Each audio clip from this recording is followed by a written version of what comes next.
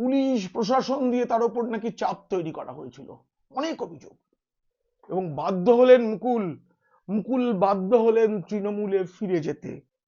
11ই June vote হয়ে গেছে, ফল ঘোষণার এক মাসের একটু বেশি সময় মুকুল রায় তৃণমূল ভবনে গিয়ে যোগ দিলেন। যে ভাইপো বাবুর সাংসদ হন, যে ভাইপো বাবু সাংসদ হন বা যুবর প্রধান হন, মুকুল রায় চাননি সেই ভাইপো বাবুকেই বুকে জড়িয়ে নিতে হয়েছিল করোনাকালে। মমতা উপস্থিত ছিলেন, কিন্তু এমন ভাবে প্লটটা রচনা করতে হয়েছিল যে যাকে পছন্দ করতেন না মুকুল রায়, সেই ভাইপো বাবুকে বুকে জড়িয়ে ধরতে হয়েছিল। রাজনৈতিক মুকুল রায়ের মৃত্যু হয়ে যায় সেই সময়।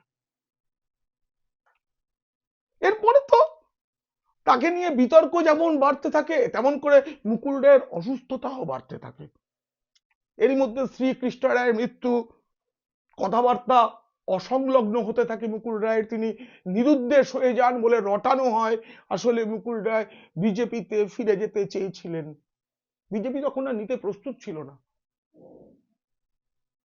ততদিনে তো তৃণমূলের সর্বভারতীয় সাধারণ সম্পাদক হয়ে গেছেন অভিষেক বন্দ্যোপাধ্যায়, যে পদে মুকুল রায় একদিন ছিলেন। এই যে অসুস্থতার সময়, সেই সময় একবার মুকুল রায়ের সঙ্গে দেখা করতে গিয়েছিলাম। প্রথমে আমাকে চিনতেই পারেননি, পরে একটু একটু চিনেছিলেন কিনা জানি না, কিন্তু আমিও না মুকুল রায়কে চিনতে পারিনি। এমন অসংলগ্ন কথাবার্তার মুকুল রায় তো আমার অচেনা। তাকে ঘিরে অনেক আড্ডায় আমি থেকেছি, পেছনের দিকেই থেকেছি। আমি খুব ঘনিষ্ঠ কোনো কালে ছিলাম না। কখনো কখনো তিনি ডেকেছেন, গেছি, আমার প্রয়োজনে গেছি, ঠিক আছে, কিন্তু তার সবকিছু সমর্থন করতে পারতাম না। তবে এই লোকটার নিঃশ্বাস প্রশ্বাস ছিল রাজনীতি, যেটা আগেই বন্ধ হয়ে গিয়েছিল পিসি ভাইপোর খেলায়।